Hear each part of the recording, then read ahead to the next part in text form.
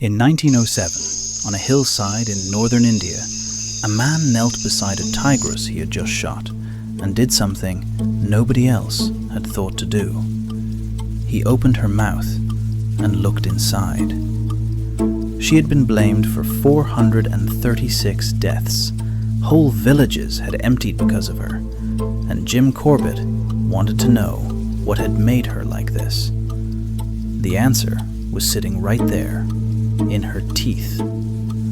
By Corbett's own account of the post-mortem, her upper right canine was snapped clean in half, and the lower one on that same side was broken off down to the bone. These were old injuries. Years earlier, somebody had shot her and failed to kill her, and this was what she had been left with. She survived it. That was the problem. Corbett put her age at 10, maybe 12. Apart from her mouth, she was in good condition. No disease, no starvation wasting, nothing else obviously wrong. And for years, this otherwise healthy animal had been doing something that tigers almost never do.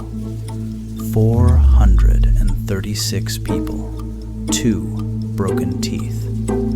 And once you notice that connection, you start finding it everywhere else you look.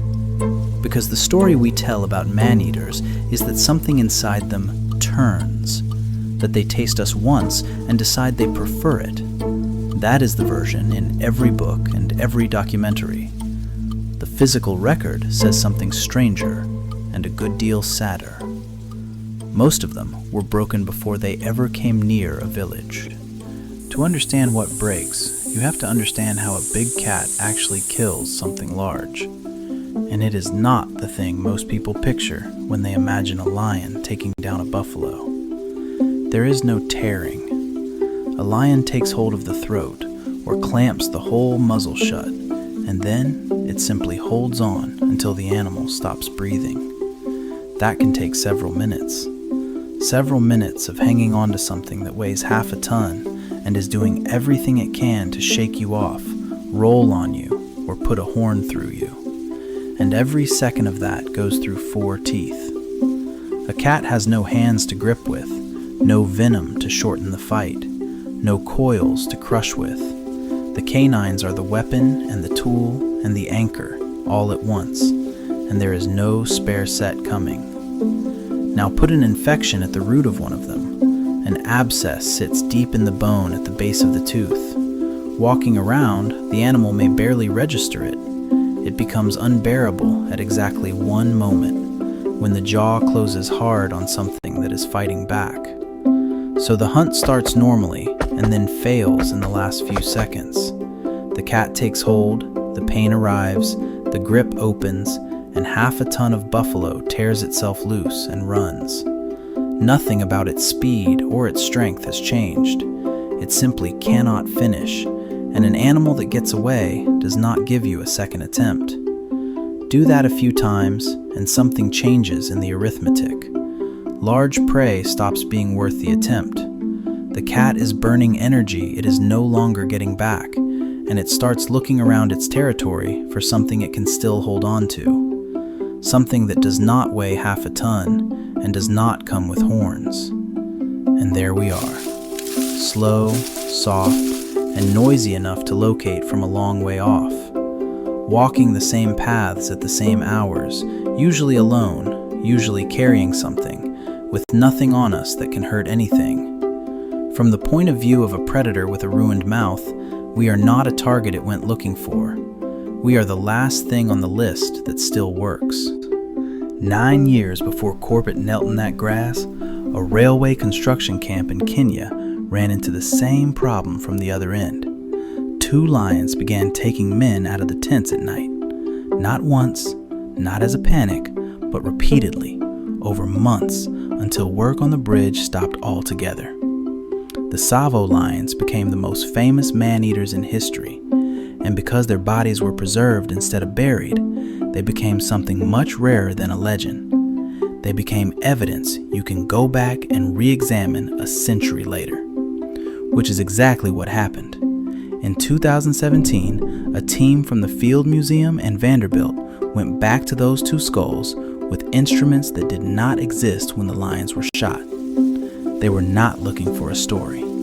They were looking at teeth. One of the two had severe dental disease. Among other damage, there was an abscess at the root of a canine, the precise injury we just described in the precise tooth that carries the load.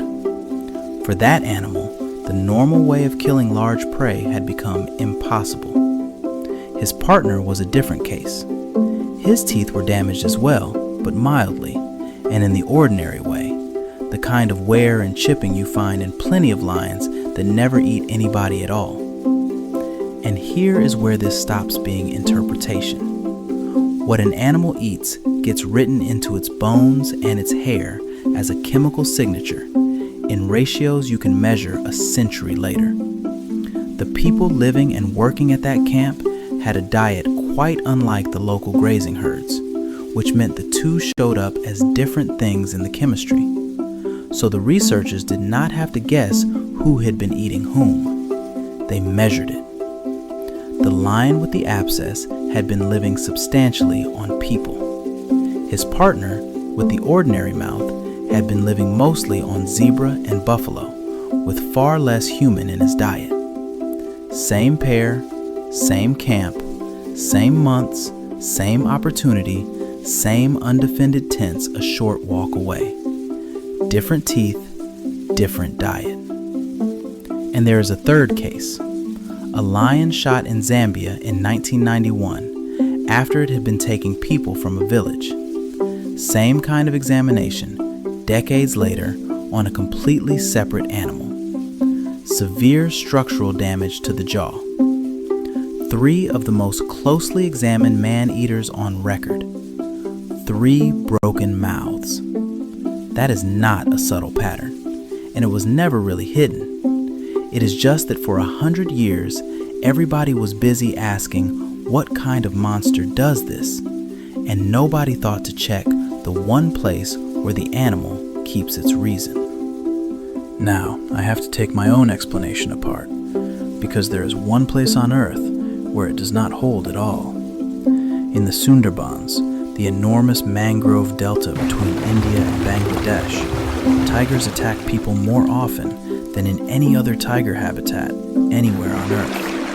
And there is no evidence that the tigers doing it are broken. Nobody has found a delta full of crippled animals. The explanation that worked in Kumaun and in Tsavo does not appear to be the explanation here. What has gone wrong there is the ground itself. The water is salt instead of fresh. You cannot build speed in the mud.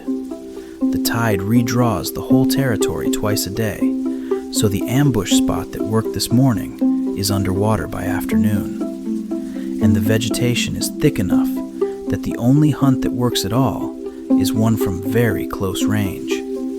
And into that, every single day, people go. For honey, for fish, for firewood. Bent over, quiet, at water level, moving through dense cover in 1s and 2s, which happens to be the exact posture and the exact spacing a tiger has evolved to read as an animal worth taking. But here's the part that actually matters, and the part that keeps the whole thing honest. Even there, it is simply not true that every tiger is a man-eater. People are within reach constantly, and most of these animals still never take one. So the ground raises the risk for everybody, and then something else decides which individual actually crosses the line. The researchers who examined the Tsavo skulls were careful about this in a way that popular retellings usually are not. Their own conclusion was worded as dental disease and/or limited prey availability, not one cause. What they were describing is a door, and the door opens whenever something takes the normal food away. An infection, an injury, a flooded forest, a herd that moved on, a habitat that got cut in half. And when that door opens, the animal on the other side does not become evil. It becomes practical. It goes looking for the cheapest calories in its territory, which is the same thing it has been doing every day of its life. The only thing that changed is which animal happens to be cheapest. We were never the target. We were the fallback, none of which makes the deaths smaller. 436 families in Kumaun did not lose someone to a mechanism. They lost them to an animal, and somebody had to stop it. But look at what this does to the way the story normally gets told. We give these animals names. We publish their body counts. We build the whole thing around a creature that developed a taste for human flesh. And in most of the cases anybody has actually examined, the creature was starving, with a face that no longer worked. Corbett spent the rest of his life on this. He kept killing man-eaters because somebody had to. But his own definition, the one he put in print, was that a man-eater is an animal compelled by circumstances beyond its control to take up a diet alien to it. Not a wicked animal, a cornered one. So the next time you read about a man-eater, the interesting question is not how many it killed. It is what happened to it first.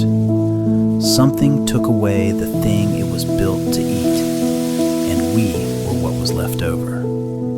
Which leaves one question worth sitting with. In the places where this keeps happening, who took the food